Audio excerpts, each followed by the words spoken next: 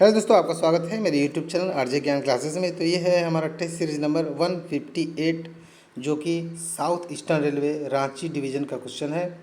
इस क्वेश्चन को मॉडिफाइड करके 175 क्वेश्चन का टेस्ट लिया गया था आपसे, जिसमें 102 तक के क्वेश्चन को 2 पार्ट में क्लियर किया गया है। आज जो हम लोग शुरू करेंगे 103 से लेके 175 तक के सारे क्वेश्चन को ख़त्म करेंगे। और ये जो क्वेश्चन है इस्टेब्लिशमेंट रिलेटेड है, उम्मीद कार्ड से है, एचआरएमएस से है, लीव रूल से है, पास पीटीओ रूल से है।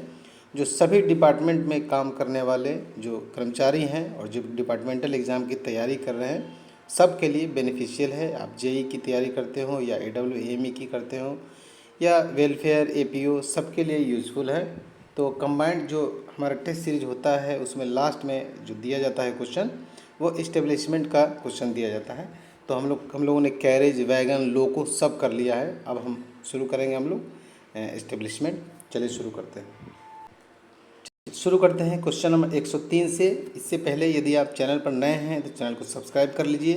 वीडियो यदि पसंद आए तो वीडियो को लाइक ज़रूर कीजिए। 103 नंबर क्वेश्चन है, how many national holiday are compulsory. जो हमारे भारतीय रेलवे में कई आपको हॉलीडे दिए जाते हैं, उसमें 3 जो होता है नेशनल हॉलीडे वो बहुत ही कंपलसरी होता है सभी जगह के लिए।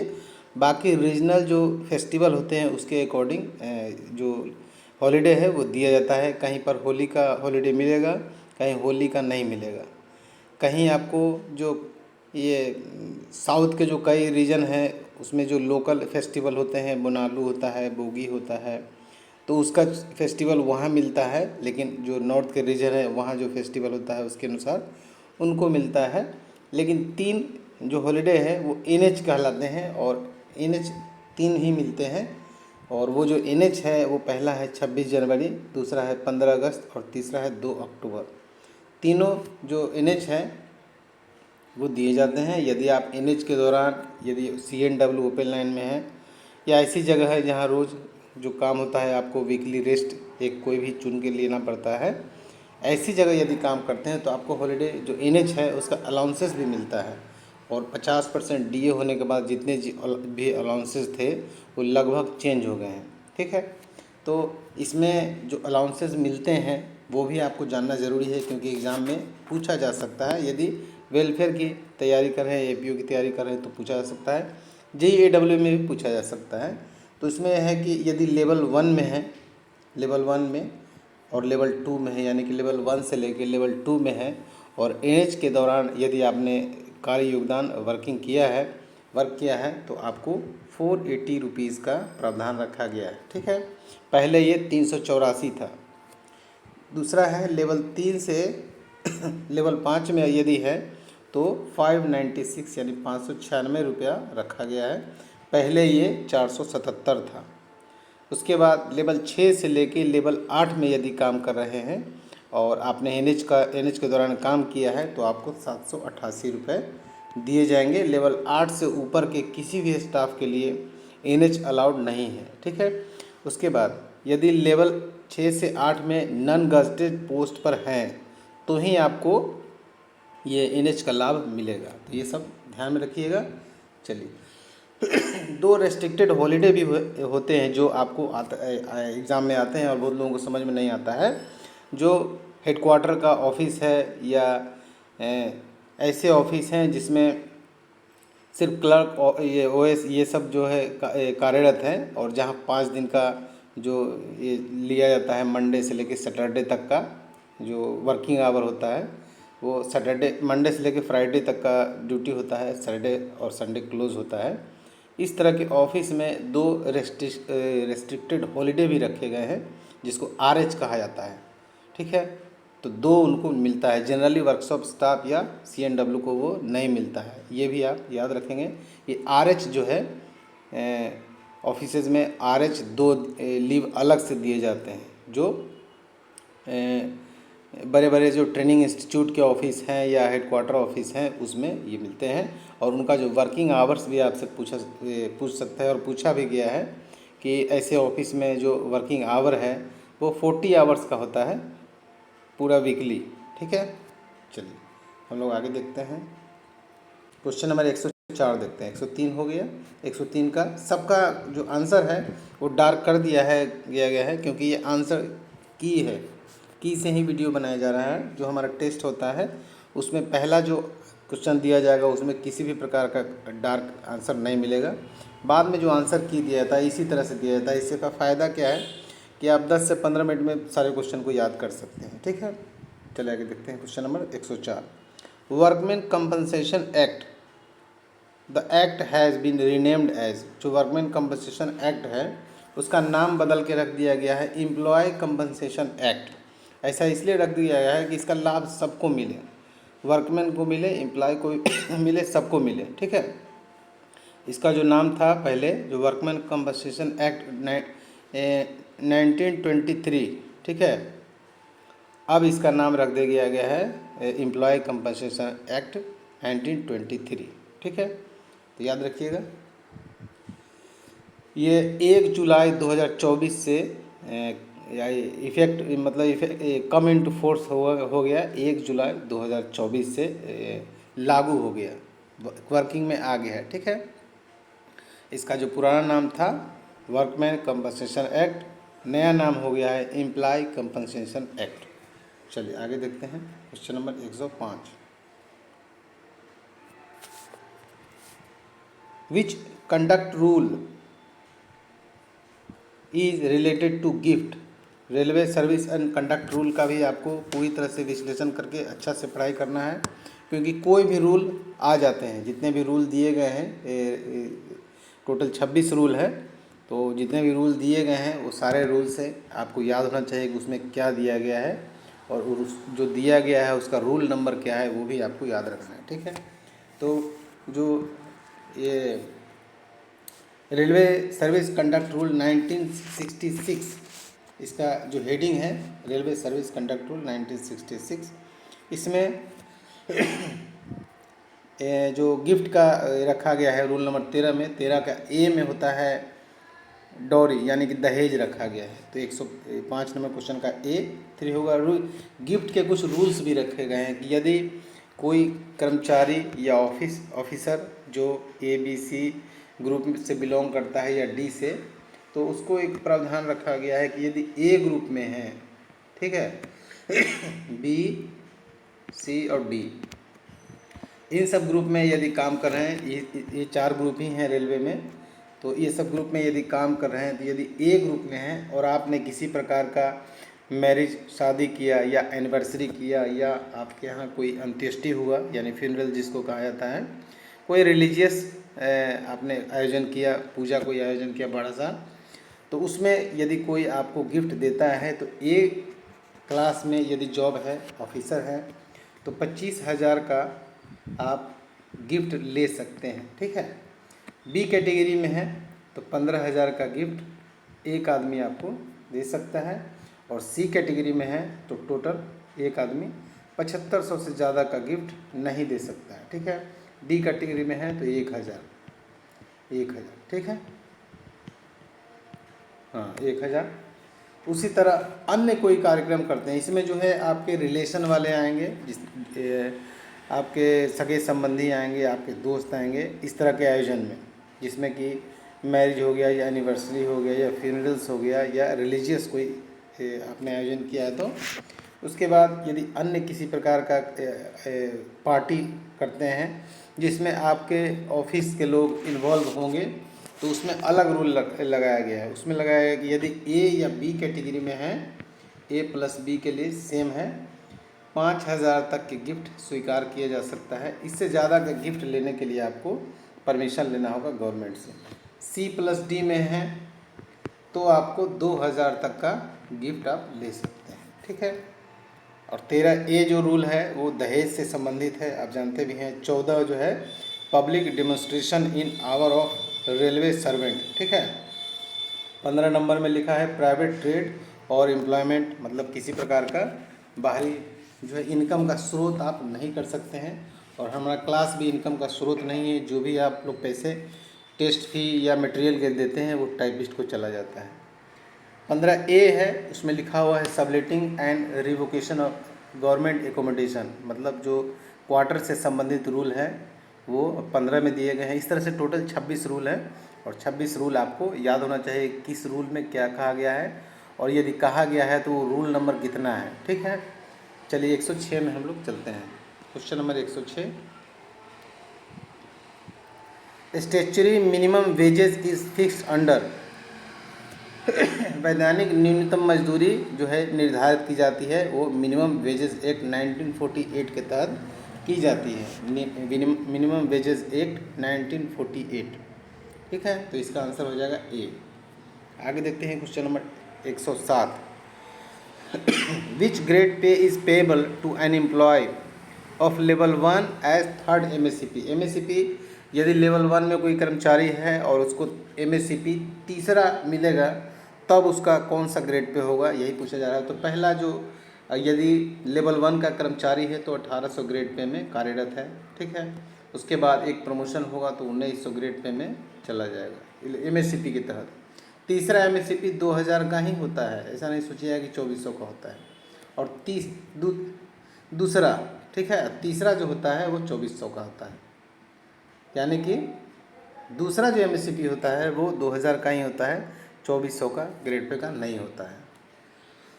चलिए, यदि 1900 ग्रेड पे में कोई यदि कर्मचारी हो 1900 ग्रेड पे में और उसका तीसरा अगर पूछेगा तो पहला उसको मिल जाएगा 2000 ग्रेड पे वाला। ठीक है, दूसरा इसको मिल जाएगा 2400 लेवल 4 और 2400 लेवल 4 वाला, और तीसरा उसको मिल जाएगा 2800 लेवल 5। ठीक है, और लेवल 5 में यदि चले जाते हैं तो आपके पास और पीटीओ सभी एसी हो जाते हैं। यदि आपने 5 साल का सेवा दे चुके हैं 5 साल का सेवा आपने दे दिया है रेलवे में ज्वाइनिंग डेट से, तब आपके सारे पास पीटीओ एसी हो जाएंगे। 3 पास मिलने लगेंगे उसके बाद। एसी तो 2800 ग्रेड पे होते ही हो जाएंगे। तो इसका आंसर क्या होगा, बी लिखा हुआ है इसका आंसर। आगे देखते हैं question number 108, every offence under the sexual harassment of women at work place prevention prohibition and redressal act shall be. कार्यस्थल पर जो महिलाओं के यौन उत्पीड़न रोकथाम निषेध और निवारण अधिनियम के तहत प्रत्येक जो अपराध है वो नॉन कॉग्निजेबल है, नॉन कॉग्निजेबल। ठीक है, इसका मतलब ये हो गया कि पुलिस जो है बिना वारंट के इस अपराध में यदि कोई संलिप्त पाया जाता है तो बिना वारंट के पुलिस उसको गिरफ्तार नहीं कर सकती है और बिना कोर्ट के आदेश से उस पर जांच भी नहीं हो सकता है। इसी को कहा जाता है नॉन कॉग्निजेबल। ठीक है, तो इसका आंसर हो जाएगा ए। बी मिस्टेक से कलर हो गया है।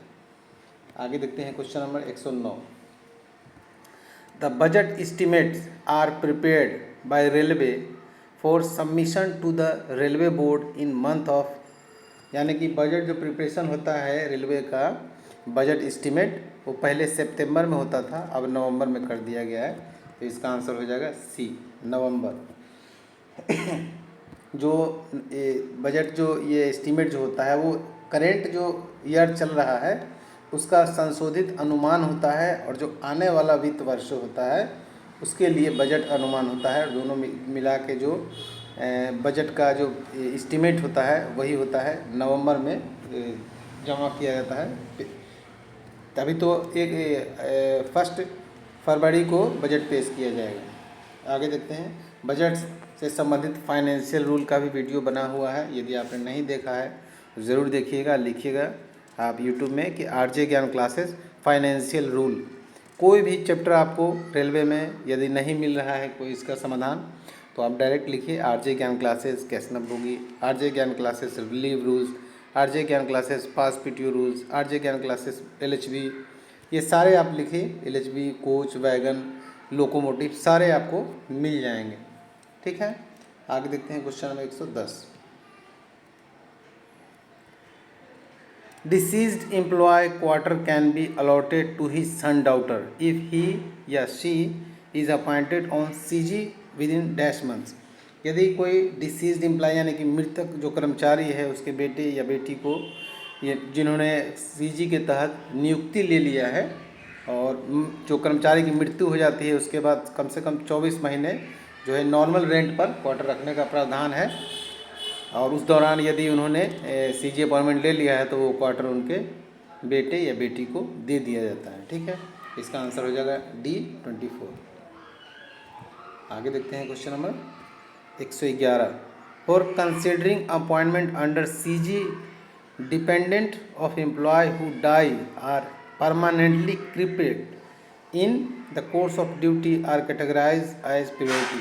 देखिए, जो रेल कर्मचारी है उनकी मृत्यु किस अवस्था में हुई है उसके आधार पर जो कंपनसेशन ग्राउंड अपॉइंटमेंट जो होता है, उनके जो स्पाउस जो होते हैं, डिपेंडेंट होते हैं, पुत्र होते हैं, पुत्री होती है और या पत्नी होती है, तो किस अवस्था में कर्मचारी की मृत्यु हुई है उस आधार पर इसको प्रायोरिटी में बनाया गया है कि पहले, जैसे आपने सबसे प्रायोरिटी उसको दिया जाता है कि यदि ड्यूटी के दौरान यदि किसी प्रकार का घटना हो जाती है या मृत्यु हो जाती है या अपंग इस तरह से हो जाता है जो काम के लिए बिल्कुल सक्षम नहीं है, तो उसको प्रायोरिटी 1 में रखा गया है। ये इसका आंसर हो जाएगा A। ठीक है, 2 में रखा गया है सर्विस पीरियड में यदि डेथ हो गया है किसी अन्य कारण से, ठीक है, तो उसको 2 नंबर, ये ट्रेन एक्सीडेंट में या किसी तरह से, तो उनको रखा गया है 2 नंबर में। तीसरा है मेडिकल डिकेटेगराइज हो गए हैं, यानी कि अपंग हो गया है रेल कर्मचारी, तो उसको तीसरे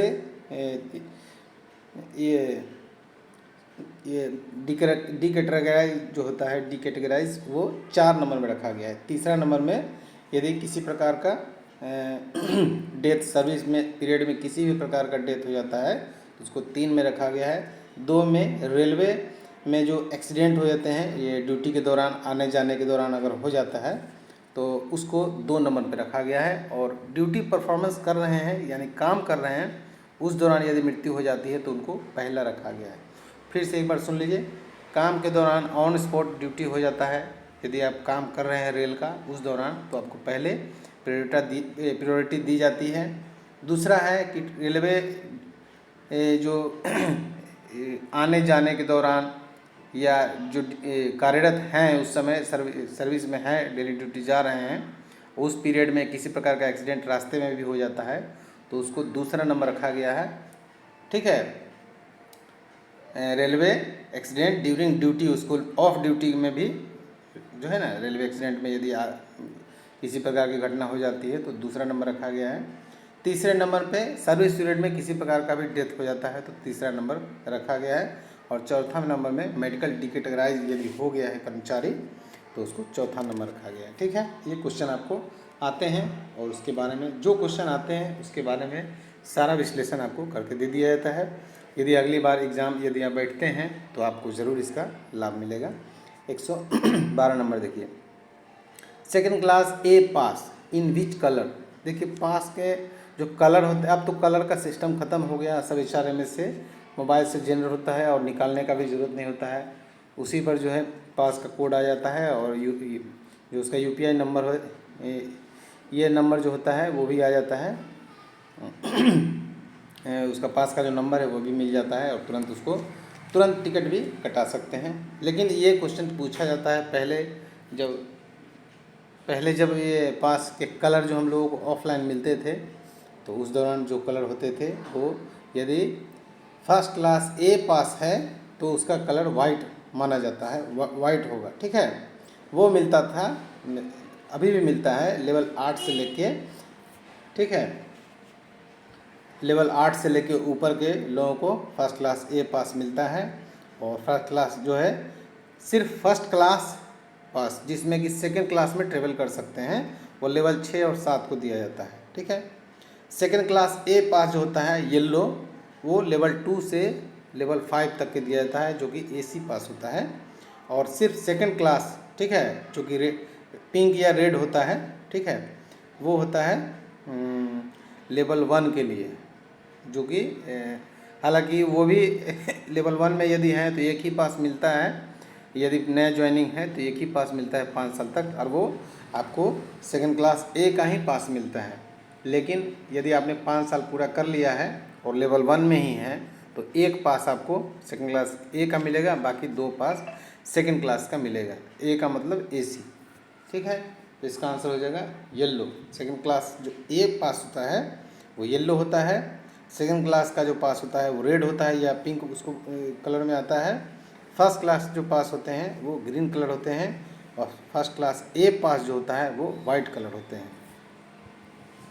अगला जो क्वेश्चन है क्वेश्चन नंबर 113 है, for miscarriage including abortion the period of maternity leave can be granted.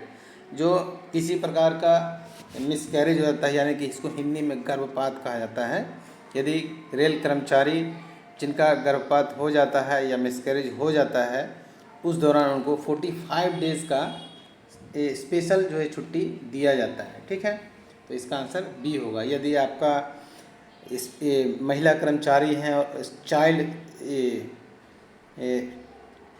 SCL जो होता है, ठीक है, चाइल्ड केयर लीव, ठीक है, चाइल्ड केयर लीव होता है वो 730 दिन का होता है, 730 डेज़ का।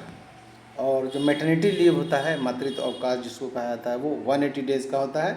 मिस कैरेज जो लीव होता है वो 45 डेज़ का होता है। ये 730 डेज़ का जो ये है चाइल्ड केयर लीव जो होता है वो पुरुष कर्मचारी यदि अकेला है, ठीक है, और तो उसको भी ये अलाउड है। चलिए आगे देखते हैं क्वेश्चन नंबर 114।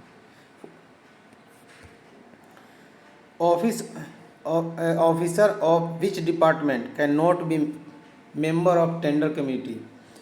जो टेंडर कमेटी का जो सदस्य होगा वो किस डिपार्टमेंट का जो है वो जो है उसमें नहीं होगा मेंबर, वही पूछा जा रहा है।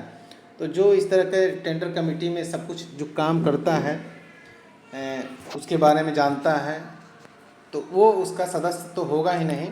और विजिलेंस डिपार्टमेंट में भी जो हैं वो इसके सदस्य नहीं होते हैं, स्टोर से होते हैं, अकाउंट से होते हैं, मैकेनिकल से भी हो सकते हैं। ठीक है, तो इसका आंसर हो जाएगा डी।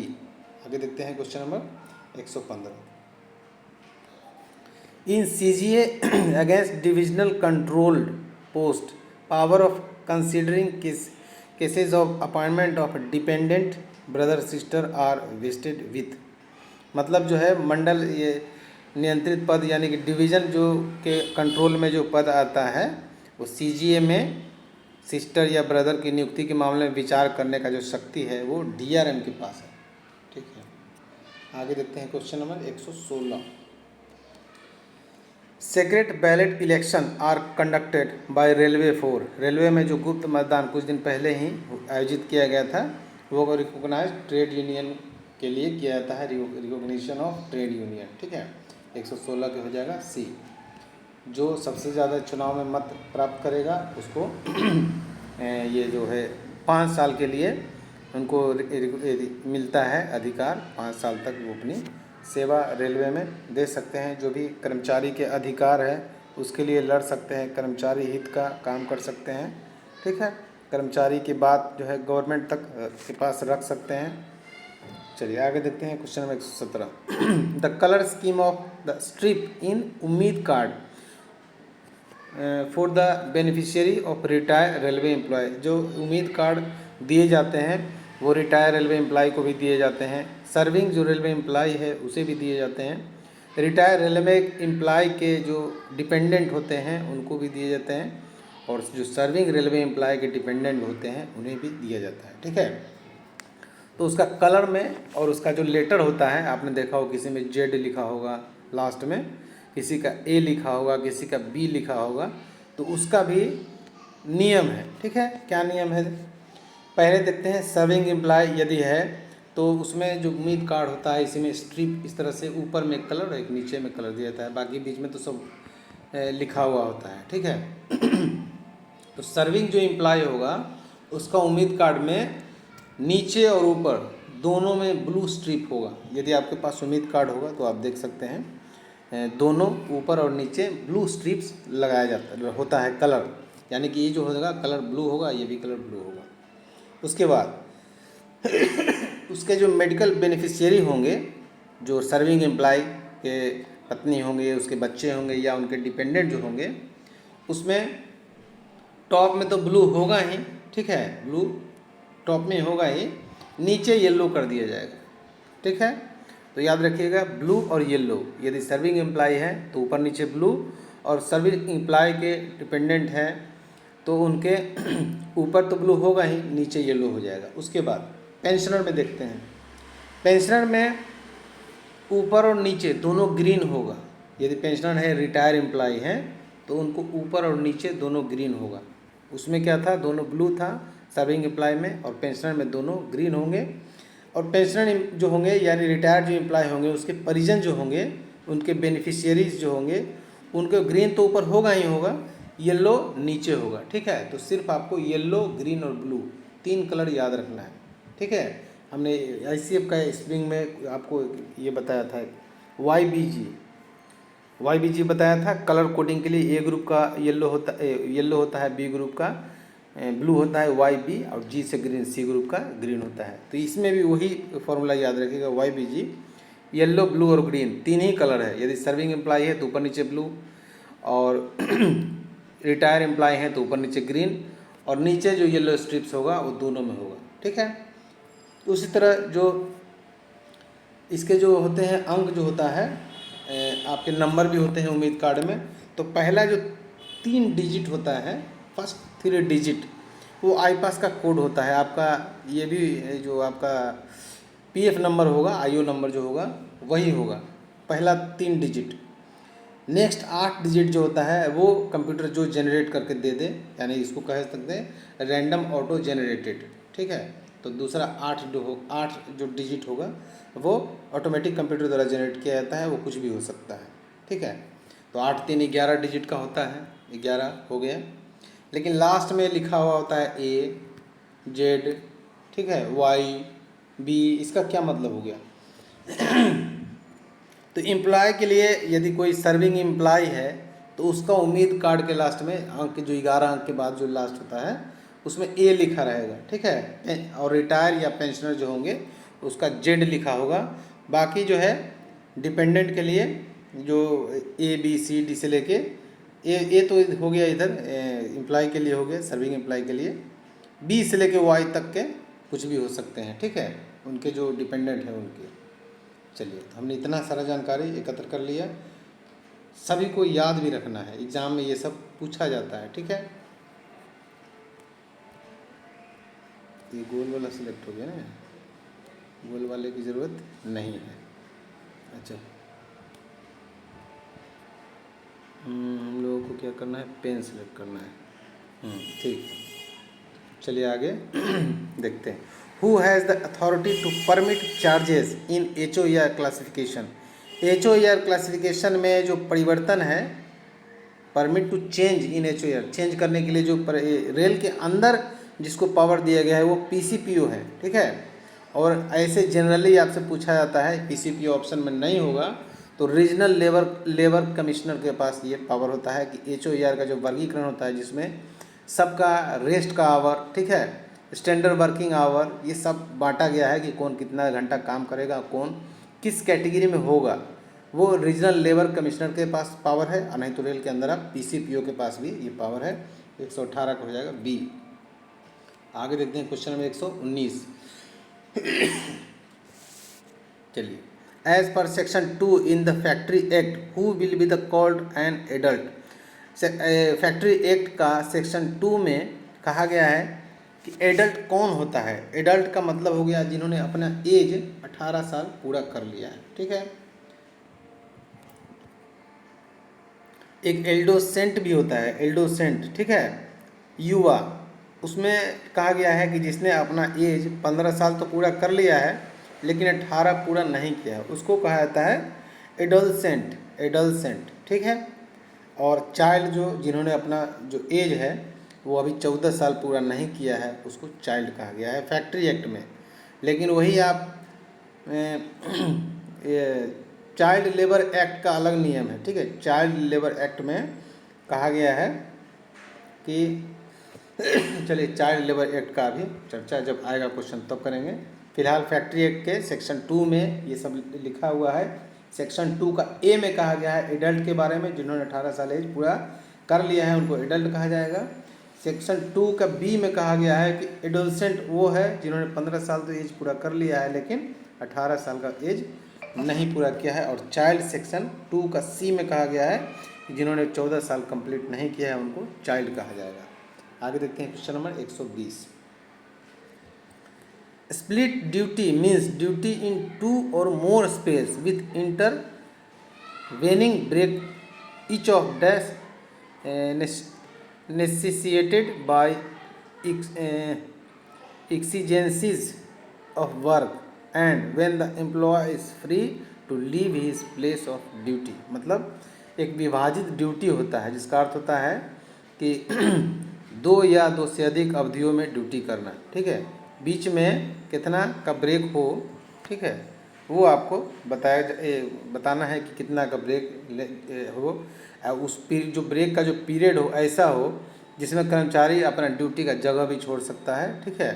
तो वैसा 30 मिनट या इससे ज़्यादा का रखा गया है, लंच आवर जिसको कहते हैं लंच आवर।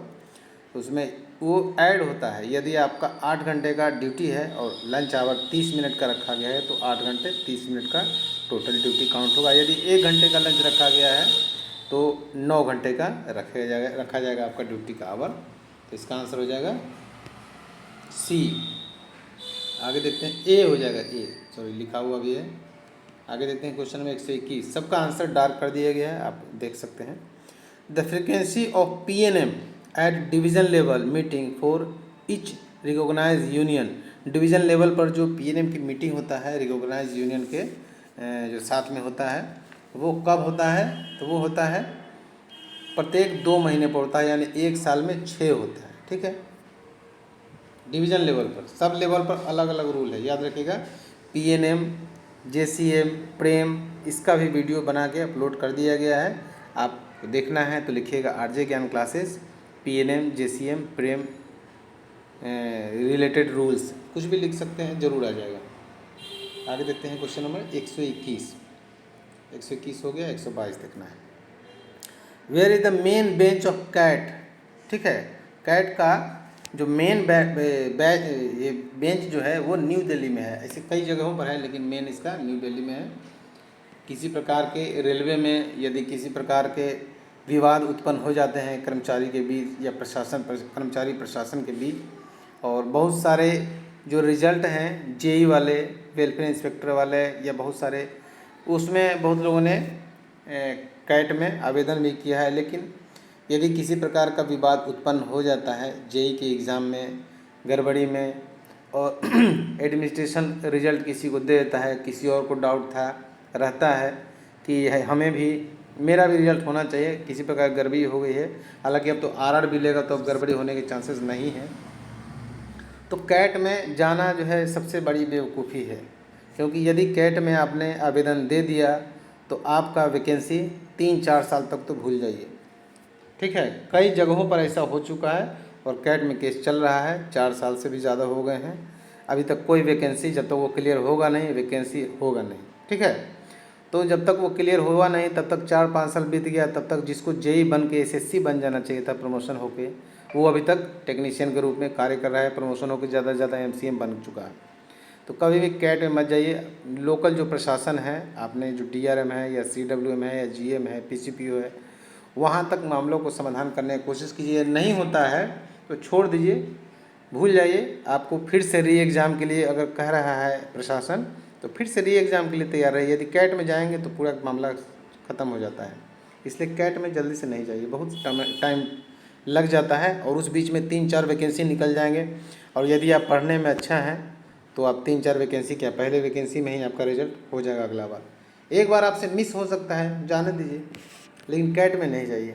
ऐसा आप और भी डिवीज़न में यदि आपको जानकारी नहीं हो तो पता कर लीजिएगा कि कितना जो तैयारी कर रहे हैं वो तैयारी करते रह जाते हैं और बहुत समय लंबा बीत जाता है।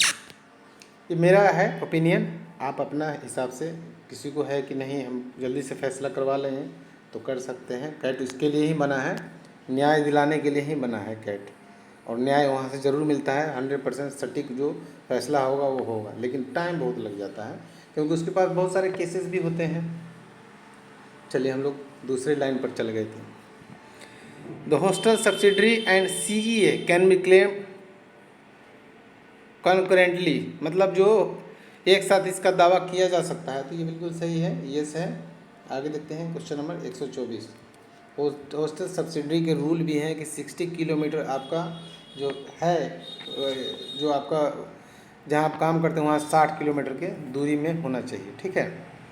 उसके बाद 124 देखिए 124,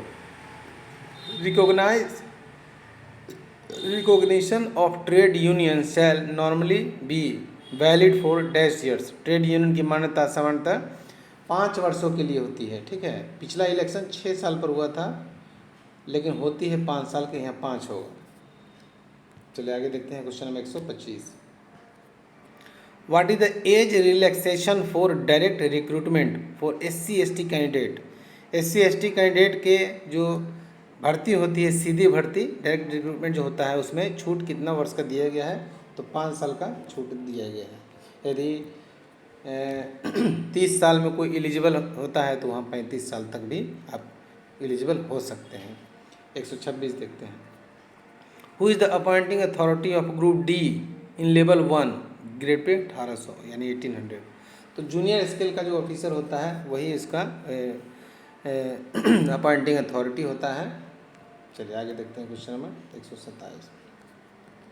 what is the minimum service for transfer on administrative ground. Administrative ground पर यदि ट्रांसफ़र होता है तो कोई उसमें मिनिमम सर्विस की कोई लिमिट नहीं होता है, ठीक है। उनको अपना सुविधा के अनुसार ट्रांसफ़र इधर उधर करना होता है, और जो ऑफिसर्स लोग होते हैं उनका ट्रांसफ़र ऐसे ही होता रहता है। जो कर्मचारी हैं उनका ट्रांसफ़र आप मांगेंगे ऑन रिक्वेस्ट म्यूचुअल तो आपको मिलेगा। आगे देखते हैं क्वेश्चन में 128। What is the percentage of reservation for economically weak sector, यानी EWS के लिए जो अभी हाल ही में जो गवर्नमेंट ने दे दिया है 10%, वही पूछा जा रहा है। उनको 10% EWS को रिजर्वेशन दिया गया है। जो जनरल कास्ट में हैं और गरीब हैं तो उनको 10% का रिजर्वेशन दिया गया है। आगे देखते हैं question number 129। Validity of year ending passes in every year should be up to. किसी भी वर्ष की जो ईयर एंडिंग पास जो है वो 30 मई नहीं होगा। 5 महीने का जब तक पास की वैलिडिटी थी, ठीक है, 5 महीने जब पास की वैलिडिटी थी तो 30 मई होता था। अब 4 महीने की पास की वैलिडिटी है तो 30 अप्रैल यहाँ होगा, ठीक है। ये पहले का क्वेश्चन है, तो इसका आंसर हो जाएगा 129 का बी। आगे देखते हैं question number 130। The benchmark for grading in APAR. APAR का होता है annual performance appraisal report for grant of upgradation under MACP post 25/7/2016 must be. मतलब जो MACP के लिए जो बेंच मार्क होता है वो वेरी गुड आपको ज़रूर होना चाहिए, ठीक है। जिस साल प्रोसीड किया जाएगा उसके 3 साल वेरी गुड का जरूर होना चाहिए। आगे देखते हैं क्वेश्चन नंबर 131। अब तो वेरी गुड कॉमन कर दिया गया है, किसी को गुड नहीं देना है, वेरी गुड ही देना है अपार में। Who is the president of PNM meeting at zonal level. Zonal level पर जो PNM मीटिंग होता है उसका प्रेसिडेंट जो होता है वो जनरल मैनेजर होता है, ठीक है, याद रहेगा, जनरल मैनेजर। आगे देखते हैं क्वेश्चन नंबर 132। हमने बताया है कि PNM JCM प्रेम ये सब के बारे में वीडियो बनाया गया है, उसमें देख लीजिएगा, सब कुछ अच्छा से बताया गया है। Minimum years of qualifying service required to be eligible for gratuity. Gratuity के लिए जो मिनिमम क्वालिफाइंग सर्विस है वो 5 साल की यदि सेवा कर लेते हैं और उस दौरान यदि आप रेल से को छोड़ना चाहते हैं तो आपको ग्रेजुटी मिलेगा, लेकिन 5 साल का सेवा अनिवार्य है। उसी तरह यदि पास के लिए आप एलिजिबल होना चाहते हैं रेलवे में बाद में रिटायरमेंट के बाद तो 20 साल का सेवा अनिवार्य है। पेंशन के लिए यदि आप नया UPS जो आया है उसमें 10 साल की यदि सेवा कोई कर लेता है तो पेंशन के लिए पात्र हो जाता है। तीनों बात याद रखिएगा। क्वेश्चन नंबर 133 देखते हैं। Maternity leave is permissible up to. Maternity leave जो है 2 सर्वाइविंग चिल्ड्रन तक मिलता है। यदि 3 या 4 बच्चे हैं तो नहीं मिलेगा, 2 बच्चों तक को दिया जाता है। रेलवे की सारी सुविधाएं 2 बच्चों तक सीमित हैं। आगे देखते हैं question number 134। Unmarried female employ is not eligible for maternity leave. जो अनमैरिड फीमेल एम्प्लॉय है और किसी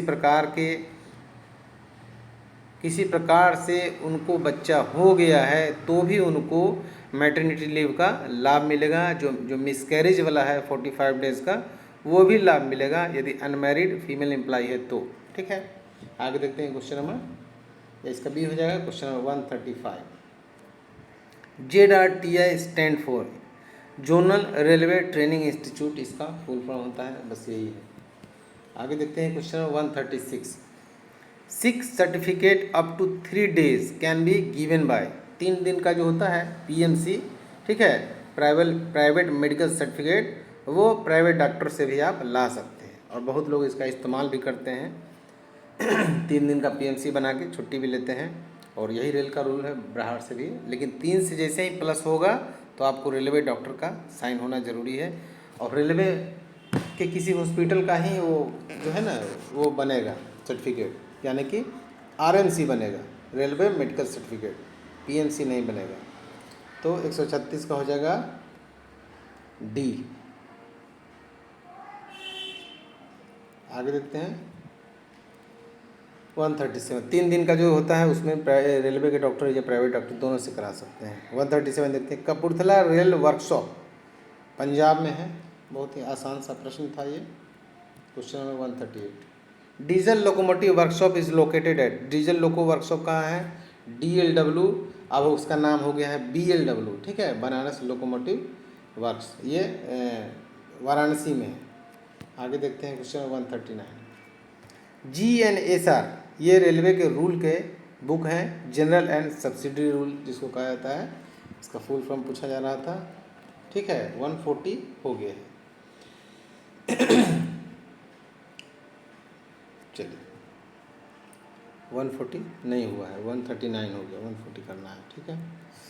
इन which capital expenditure account 02 is the primary unit. जो एक आपने कैपिटल एक्सपेंडिचर में आपने एक देखा होगा कि वर्क से रिलेटेड जो होगा उसमें अलग प्राइमरी यूनिट है, उसी में 2 नंबर जो है वो कहा गया है पेमेंट ऑफ लेबर कंटीजेंसीज के बारे में, तो वही दिया हुआ है। नॉर्मली जो प्राइमरी यूनिट होता है रेवेन्यू एक्सपेंडिचर का, उसमें ये नहीं है, ये वर्क्स वाले में है, ठीक है। 2 नंबर के प्राइमरी यूनिट जो है वो उसमें कहा गया है पेमेंट ऑफ लेबर कंटीजेंसीज। और अगला क्वेश्चन है क्वेश्चन 141।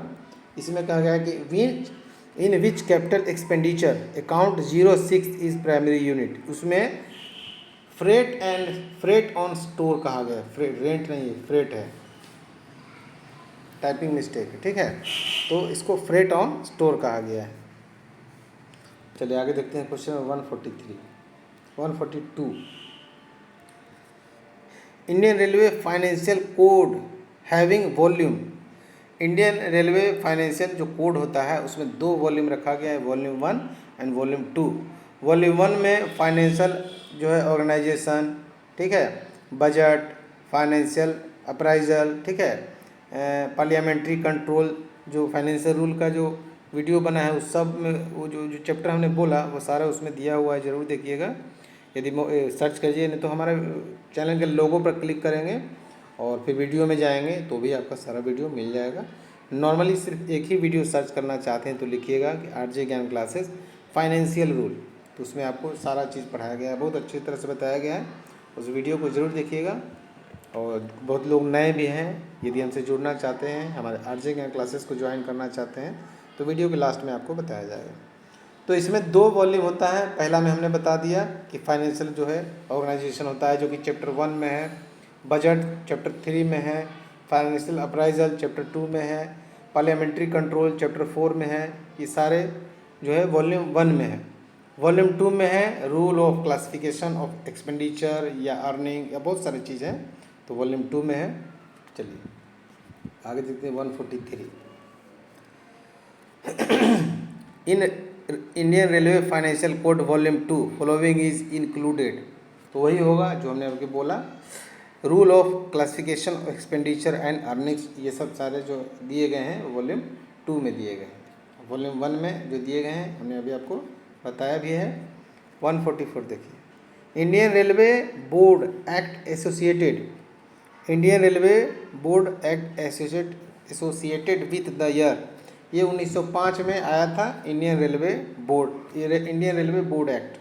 तो ये वही साल पूछ रहा था, कौन सा साल, कौन सा वर्ष था, ये पूछ रहा था। 145 देखिए, railway act associated with the year. Railway act जो है 1989, ठीक है, ये पहले रेलवे एक्ट 1890 था, उसी को फिर से बनाया गया है रेलवे एक्ट 1989 चेंज करके, मतलब मॉडिफाइड करके। तो 144 का हो जाएगा सी। आगे देखते हैं question number 146। Railway protection force act associated with the year. Railway protection force जो है वो 1957 में आया था। ये 146 का हो जाएगा बी। आगे देखते हैं 147। In which chapter there is provision of staff relation.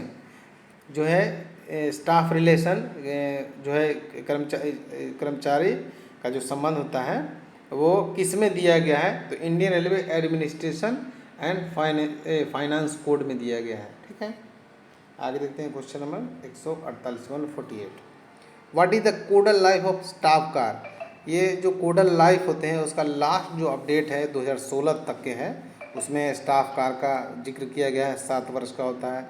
Tractor का दिया गया है 10 वर्ष, और भी कई मोटर व्हीकल्स जो होते हैं नॉर्मली लाइट मोटर व्हीकल, उसका भी शायद 10 वर्ष दिया गया है।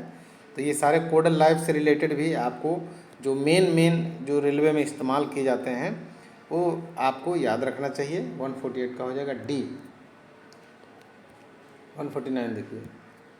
विच of the following statement regarding passenger classification is true. Passenger classification के रिगार्डिंग जो स्टेटमेंट दो दिए गए हैं उनमें से कौन सा सही है? ठीक है, तो दोनों स्टेटमेंट जो है करेक्ट है। They are prepared monthly for every station और they are prepare separately for local and foreign traffic, ये दोनों करेक्ट है। आगे देखते हैं question number 150। Which of the following expenditure falls under open line works revenue. Open line works revenue से related जो statement दिया गया है वो कौन सा सही है? ठीक है, तो ओपन लाइन आप CNW हो गया। ठीक है, उसमें सी आपका सही है। इसमें कहा गया है कि the cost of all unremunerative works for improving operational efficiency, ये इसमें रखा गया है, तो इसका आंसर सी होगा। आगे देखते हैं, ये फाइनेंशियल रूल से आ गया। ठीक है, question in order to arrest over capitalization the expense for all remunerative works are changed from which of the following fund.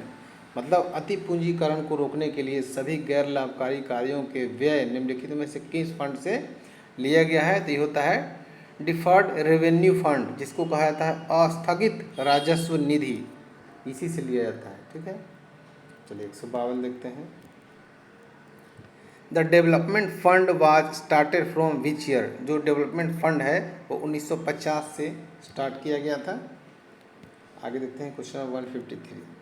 The development fund is divided into how many heads. Development fund जो है वो 4 head में divide किया गया था। ठीक है, वो हेड कौन कौन से हैं? वो डेवलपमेंट फंड 1 है, यानी DF1, DF2, DF3, DF4, ये 4 भाग में है।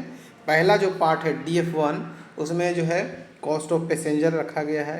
DF2 में cost of labour and welfare रखा गया है। DF3 में जो entire cost of works, entire cost of works रखा गया है, और सेफ्टी वर्क्स जो है DF4 में रखा गया है। ठीक है, चलिए आगे देखते हैं। 4 पार्ट्स हमने बता दिए, चारों पार्ट से आपको क्वेश्चन आते हैं एग्जाम में। ये कौन सा DF1 में क्या है, 2 में क्या है, 3 में क्या है, 4 में क्या है, चारों याद रखिएगा। ठीक है, देखते हैं question 154। The expenditure for safety works is change from which head. हमें आपको बताया DF4 में सेफ्टी वर्क्स रखा गया था। चलिए 155 देखिए। Which of the following cost is debited to capital account. Capital account से कौन सा कॉस्ट डेबिट किया जाता है, यानी कि इस्तेमाल में लिया जाता है? तो डी है। The expenditure on maintenance of old assist while the new one is under process. इसका आंसर डी। कोई नया प्रोजेक्ट लगा रहे हैं, नया वर्कशॉप लगा है, नया प्रोडक्शन यूनिट लगा रहे हैं, ये पूरा जो है कैपिटल जो एक्सपेंडिचर का पार्ट होता है। इसका आंसर हो जाएगा डी। आगे देखते हैं question number 156। The cost of labour welfare work in is financed from. DF2 में लेबर वेलफेयर से होता था, अभी आपको बताया। कॉस्ट ऑफ पैसेंजर DF1 में था, और इंटायर कॉस्ट ऑफ वर्क्स जो था DF3 में था, और सेफ्टी वर्क्स DF4 में था। तो इसका आंसर DF2 हो जाएगा। आगे देखते हैं question number 157। Land first land या first cost of construction of new line is chargeable to. देखिए लैंड यदि खरीद कर रहे हैं, एक्वायर कर रहे हैं या कोई भी कंस्ट्रक्शन कर रहे हैं तो शुरुआत जो नींव जो रख रहे हैं वो कैपिटल एक्सपेंडिचर पर लोड इसका होता है। इसके 157 का हो जाएगा ए। आगे देखते हैं, ये सारे चीज़ फाइनेंशियल रूल के जो वीडियो हैं उसमें क्लियर किया गया है, उसको देख लीजिएगा तो ये सारे सवाल आपके मन में नहीं रहेंगे, बशर्ते कि आप उसको याद रखें। ठीक है। विच of the following is non lapsable fund. कोई ऐसा जो सेफ्टी रिलेटेड फंड जितना जो है उसमें जो आ गया उसमें कोई लैप्स उसमें नहीं होता है, कुछ कटौती नहीं किया जाता है, यानी कि इसका सी करेक्ट आंसर होगा। आगे देखते हैं question 159। Expenditure under plan head 29 and 30 are chargeable under Rashtriya Rail Sanraksha Kosh जो होता है आरआर। ठीक है, RRSK ये होता है राष्ट्रीय रेल संरक्षा कोष, वो RRSK ये प्लान हेड 29 और 30 के अंतर्गत आता है। ठीक है। कई तरह के फंड होते हैं और कई तरह के फंड की स्थापना, हमने अभी एक क्वेश्चन भी आया था आपका कि कैपिटल फंड की स्थापना कब की गई, तो कुछ और फंड्स हैं जिसकी स्थापना आप जरूर जान लें। एक होता है DRF जिसको कहा जाता है डिप्रिसिएशन रिजर्व फंड, इसकी स्थापना 1924 में की गई थी, याद रखिएगा। जब 1950 वाला कैपिटल फंड आ सकता है तो DRF भी आ सकता है, CF भी आ सकता है। ठीक है, कैपिटल फंड तो आ ही गया, सेफ्टी फंड भी आ सकता है और RRSK भी आ सकता है। ठीक है, तो कैपिटल फंड तो आप 1950 जान गए। DRF जो होता है डिप्रिसिएशन रिजर्व फंड, वो 1924 में हुआ था। RSF, ठीक है, रेलवे सेफ्टी फंड, ये 2001 में इसकी स्थापना की गई थी। राष्ट्रीय रेल संरक्षा कोष RRSK, इसकी स्थापना 2017 में की गई थी। ठीक है, फाइनेंशियल वाले में ये भी बात बताया गया है वीडियो में। चलिए 160 देखते हैं। How many plan head exist currently. Total plan head 31 है। ठीक है, 16 प्रकार के डिमांड हैं, ये सारे आप याद रखिएगा। प्राइमरी यूनिट जो है बहुत तरह से चेंज किया गया है नया मॉडिफिकेशन में, और हमने जो फाइनेंशियल का जो बजट का जो बनाया है वीडियो उसमें सब कुछ न्यू वाला दिया गया है। जो डिलीट कर दिया गया था पहले वाले प्राइमरी यूनिट से, जो डिलीट किए गए हैं वो भी उसमें रखे गए हैं, और नए जो ऐड किए गए हैं वो भी रखे गए हैं। चलिए 161 देखिए। Which ministry take important decision pertaining to official language. कौन सा मंत्रालय जो है ट्रेनिंग की जो व्यवस्था करता है, राजभाषा से रिलेटेड क्वेश्चन है, जो राजभाषा की पूरे जो साल का जो प्रोग्राम बनाता है वो मिनिस्ट्री ऑफ होम अफेयर्स बनाता है। आगे देखते हैं क्वेश्चन 162।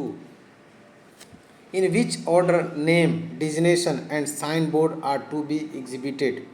मतलब यदि पद या पदनाम या साइन बोर्ड जो प्रदर्शित किया जाता है, रखा जाता है, तो वो किस लैंग्वेज में रखने का नियम है। तो सबसे पहले ऊपर जो होगा वो रीजनल लैंग्वेज होगा, क्षेत्रीय जो भाषा है उसको रखा जाएगा। दूसरे नंबर पे हिंदी और तीसरा नंबर इंग्लिश का होता है। आगे देखते हैं 163। According to official language rules in which language any employ can submit his application, appeal और रिप्रेजेंटेशन। हिंदी और इंग्लिश दो भाषा में कर्मचारी अपना आवेदन, अपील या अभ्यावेदन प्रस्तुत कर सकता है। ठीक है, राजभाषा के अनुसार। आगे देखते हैं 164। The definition of working knowledge in Hindi is given in which rule of official language. Official language के रूल नंबर 10 में कहा गया है। ठीक है, यदि कोई मैट्रिक या उसके समकक्ष किसी परीक्षा, मैट्रिक तक के या उसके समकक्ष किसी प्रकार की परीक्षा हिंदी माध्यम से पास कर लेता है तो हिंदी का जो है उसको ये माना जाएगा कि उनको बहुत अच्छा हिंदी में इनका नॉलेज था। ठीक है, और कार्य साधक ज्ञान का मतलब है कि सिर्फ काम करने लायक एक विषय हिंदी रख के उन्होंने मैट्रिकुलेशन या उसके समकक्ष किसी परीक्षा को पास किया है। ये रूल 10 में है। आगे देखते हैं question number 165। Any application, appeal और representation when made of sign in Hindi shall be replied to in. यदि किसी प्रकार का प्रेजेंटेशन है या किसी प्रकार का एप्लीकेशन है या अपील है तो यदि वो हिंदी में किया गया है तो उसका रिप्लाई भी हिंदी में होना चाहिए। आगे देखते हैं क्वेश्चन 166। 15 क्वेश्चन राजभाषा के रखे जाते हैं और 160 क्वेश्चन जो है वो रखे जाते हैं जो आपके जो सिलेबस हैं उसके अनुसार रखे जाते हैं। टोटल 175 क्वेश्चन का 30% के बेस पर एवरी संडे एग्ज़ाम कंडक्ट किया जाता है और 70% जो एग्ज़ाम होता है AWME का उसके बेस पर एवरी फ्राइडे को रखा जाता है। और जेई के लिए A group, B group, C group बना हुआ है, उनका हर फ्राइडे और संडे को एग्ज़ाम होता है, तो वो बताया जाएगा लास्ट में। चलिए, the form and heading of register use in any central government office shall be. Form या हेडिंग या रजिस्टर का जो ऊपर का जो कवर रहेगा उसमें हिंदी और इंग्लिश दोनों लैंग्वेज में लिखना है। ठीक है, आगे देखते हैं question number 167। Language provisions are mention in the article. Language से रिलेटेड जो है भाग 17 इंडियन कॉन्स्टिट्यूशन जो भारतीय संविधान है उसके भाग 17 में 343 से 351 तक के जो आर्टिकल है उसमें राजभाषा से संबंधित प्रावधान रखा गया है। 168 देखिए, communication from central government office to a state in region A shall be. Region A है और सेंट्रल गवर्नमेंट और स्टेट गवर्नमेंट के बीच कम्युनिकेशन होगा, यानी संचार जब होगा तो वो हिंदी भाषा में होगा क्योंकि ए रीजन है। आगे देखते हैं question number 169। As per official language rule Punjab state falls under. Punjab, Gujarat, Maharashtra ये सब बी रीजन में आता है। आगे देखते हैं question number 170। Who is the chairperson of divisional official language implementation committee. Division level पर है तो DRM, जोनल लेवल पर GM। आगे देखते हैं question number 171। The committee on official language shell consist of. Official language में कमेटी जो बनेगा उसमें मेंबर ऑफ राज्यसभा 10 होगा और मेंबर ऑफ लोकसभा 20 होगा। टोटल जो उसकी संख्या होगी वो 30 होगी। ठीक है, तो 172 क्वेश्चन में वही पूछ रहा था, मेंबर ऑफ लोकसभा वो 20 होते हैं। आगे देखते हैं question 173। When is Hindi day celebrated every year. जो 14 सितंबर को एवरी ईयर सेलिब्रेट किया जाता है भारत में। ठीक है, आगे देखते हैं question number 174। Who is the chairman of central Hindi समिति। सेंट्रल हिंदी समिति के जो कमेटी होगा वो प्राइम मिनिस्टर होंगे। तो बहुत ही कॉमन है, सभी एग्जाम में ये क्वेश्चन देखने को मिल जाता है। When was Hindi declare as official language. Declare 26 जनवरी 1950 को किया गया था, लेकिन एक्सेप्ट किया गया था 14 सितंबर 1949 को। ठीक है, तो चलिए पूरे हो गया। इस तरह से हमारा टेस्ट सीरीज होता है। आपको ये बॉक्स भी दिए जाते हैं टेस्ट देने के लिए, और कुछ एक्स्ट्रा क्वेश्चन बहुत सारे रहते हैं, बहुत सारे एक्स्ट्रा क्वेश्चन रहते हैं। ठीक है, ये आपको इसका लाभ आपको 54 क्वेश्चन इधर है और 175 इधर है। इतना क्वेश्चन का टेस्ट यदि आपसे होगा एवरी वीक प्लस 70% का 110 क्वेश्चन का टेस्ट होगा, तो आप रिजल्ट कैसे नहीं लाएंगे, बिल्कुल लाएंगे। ठीक है, तो चलिए, जो नए लोग हैं यदि हमको ज्वाइन करना चाहते हैं तो इसके लिए आपको जो मटेरियल है उसका कॉस्ट 3000 है। ठीक है, पहले एवरी संडे टेस्ट होते थे, अब एक फ्राइडे और एक संडे 2 टेस्ट कर दिया गया है। 2 टेस्ट वीकली आपका होगा। ज्वाइनिंग के समय कम से कम 15 सेट आपको प्रीवियस पेपर आपके डिपार्टमेंट से रिलेटेड जो एग्ज़ाम होते हैं उससे रिलेटेड 15 सेट प्रीवियस पेपर भी आपको दिया जाएगा। सारा मटेरियल दिए जाएंगे। आपको अलग से एक व्हाट्सअप नंबर भी दिया जाएगा आपके प्रॉब्लम के सोल्यूशन के लिए। टेस्ट का फ़ी 250 पर मंथ होता है, 250 रुपये पर महीना।